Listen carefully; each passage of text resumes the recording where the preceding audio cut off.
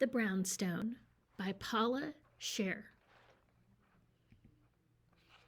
Mr. Bear was walking home to his quiet little brownstone when he noticed a familiar chill in the air. It was time for the family to take their long winter nap. The bears lived on the first floor. Miss Cat lived across the hall. The pigs and the mice lived on the second floor, and the kangaroos and Mr. Owl, the landlord, lived on the top floor. That night, the bears finished dinner, slipped into their pajamas, and snuggled into bed. Mr. Bear set the alarm for March and turned out the light when "Do, re, meow" sounded from across the hall. "What is that noise?" asked Mr. Bear. "We will never get to sleep."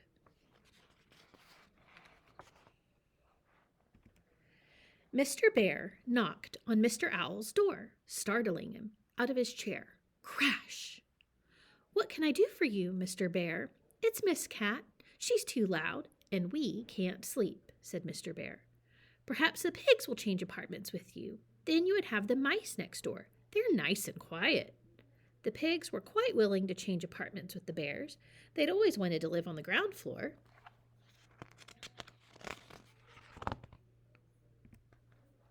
Soon the staircase was busy. The bears moved up the stairs. The pigs moved down the stairs.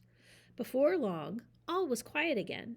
The pigs cooked dinner, the scent wafting across the hall. The bears climbed into their beds once more and were all falling asleep when...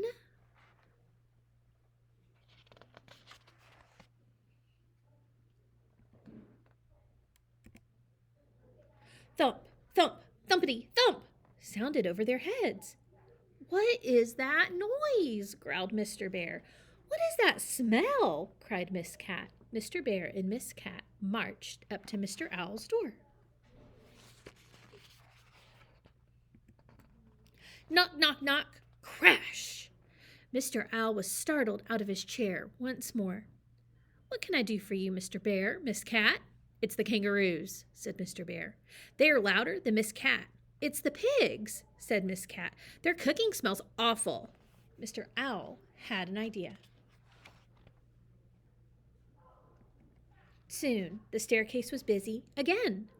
Mr. Owl moved across the hall to the kangaroo's apartment. The kangaroos and the mice all moved down one floor. The pigs moved upstairs to Mr. Owl's old apartment, and Miss Cat moved across the hall to where the pigs had just left. The bears stayed put. But once everyone was settled, the bears went back to bed.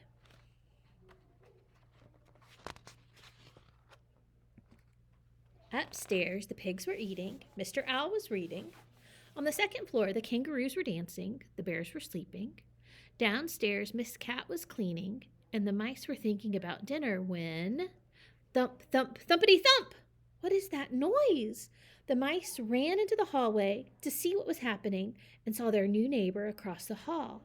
Miss Cat was thinking about dinner, too.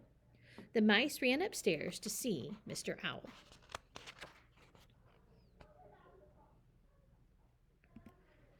Tap, tap, tap, crash!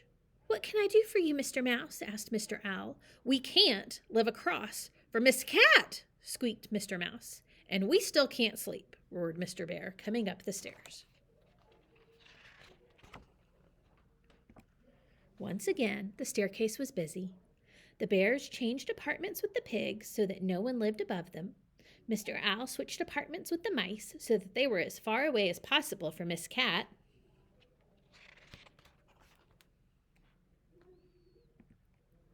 Mr. Owl sank into his armchair with a sigh of relief when... thump, thump, thumpity thump! Crash! "What is all that noise?" shouted Mr. Owl.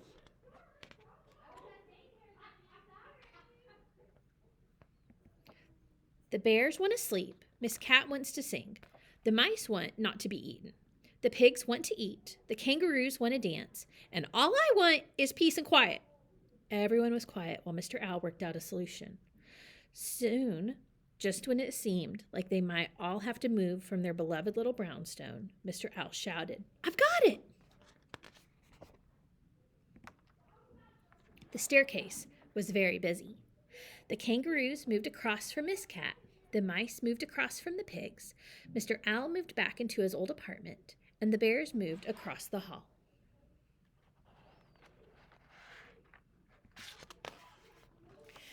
The bears snuggled back into bed, and Mr. Owl settled into his reading chair. Soon, the only sounds on the top floor were soft snores.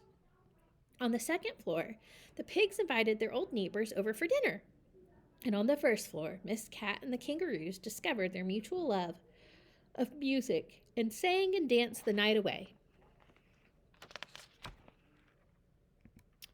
But eventually, even the first floor called it a night, and the little brownstone was quiet.